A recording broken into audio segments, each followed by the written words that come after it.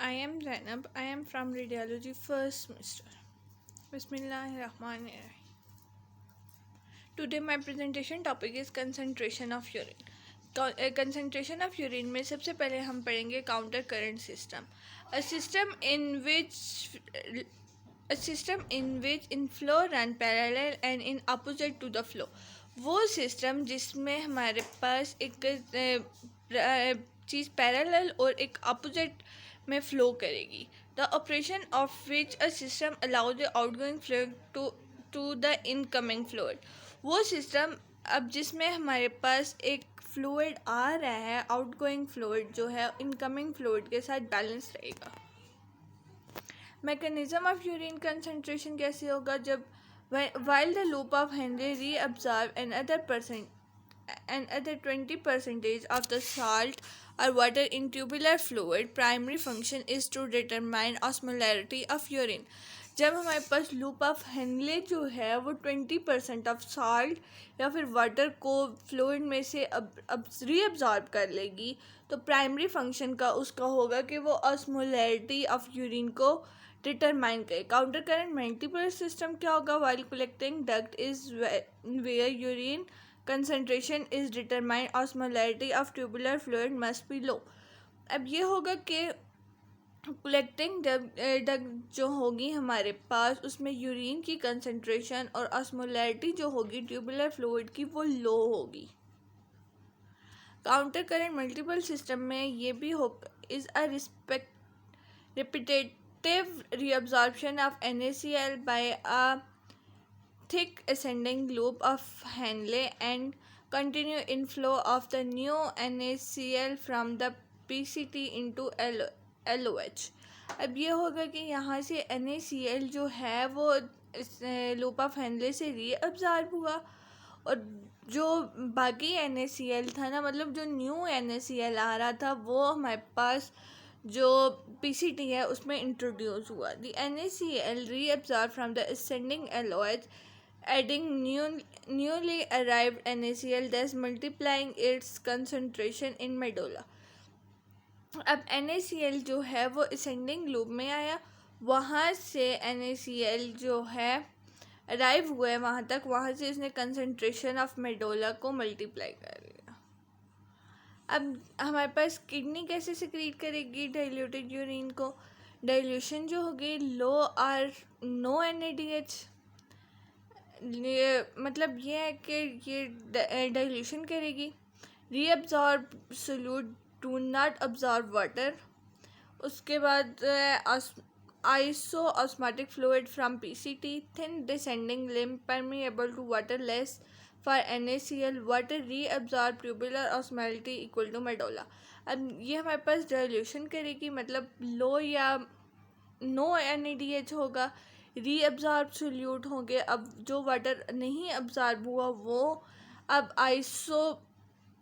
आइसोसोमेटिक fluid जो होगा PTCl का, और थिन डिसेंडिंग लिम्ब परमिएबल होगी, वाटर की NaCl की कम होगी. वाटर जो रीअब्जॉर्ब हुआ है वो tubular osmolarity equal to medulla होगा और ये ऑस्मोलैरिटी जो है वो हाई होगी. थिन असेंडिंग लिम्ब जो है वो इम्परमिएबल होगी, water permeable to NaCl. Thin ascending limb जो है वो हमारे पास इम्परमिएबल वाटर के लिए होगी, मतलब थिन असेंडिंग लिम्ब से वाटर पास नहीं कर सकेगा लेकिन NaCl पास कर जाएगा. TL impermeable to water, TL जो है वो इम्परमिएबल टू वाटर होगी. NaCl actively reabsorb tubular fluid 150 milli osmo kilogram per kilogram water. 150 milli osmol जो है वो हमारे पास वाटर जो है वो रीअब्जॉर्ब करेगा NaCl को. कलेक्टिंग डक्ट रीअब्जॉर्ब करेंगी NaCl को. Concentration of urine ADH depend करेगी 1/4 सेम एज डाइल्यूशन के लिए. Reabsorb NaCl in the loop of Henle increase osmolarity. अब जितना रीअब्जॉर्ब हुआ है NaCl वो लूप ऑफ हेनले में गया और वहाँ से उसने इंक्रीज कर दिया ऑस्मोलैरिटी को. Fluid reaching CD हाइपोऑस्मैटिक. अब जो फ्लूइड लास्ट में आया है हमारे पास वो हाइपोऑस्मैटिक होगा. ADH जो है ADH cause water to diffuse out up to a max of 300 milli osmol per KG water. अब ADH जो है वो वाटर की डिफ्यूजन करेगा और उसे 300 मिली ऑस्मोल तक लेके जाएगा। Osmolarity of medullar tissue high up to 1200 milli osmol per KG water. Osmolarity जो होगी मेडुलर टिश्यू की वो 1200 तक लेके जा सकेगी। अब ये इसकी ऑस्मोलैरिटी ज़्यादा क्यों होगी, मतलब जो हमारे पास डिफ्यूजन आई वो 300 पे होगी और जो इसकी लास्ट स्टेज है वो 1200 तक जाएगी। अब ये ज़्यादा हमारे पास क्योंकि जो मटेरियल आ रहा है उसमें NaCl भी है, यूरिया भी है और ADH अलाउ कर रहा है कि वाटर रीअब्जॉर्ब हो। When ADH level high, urea leave in medulla,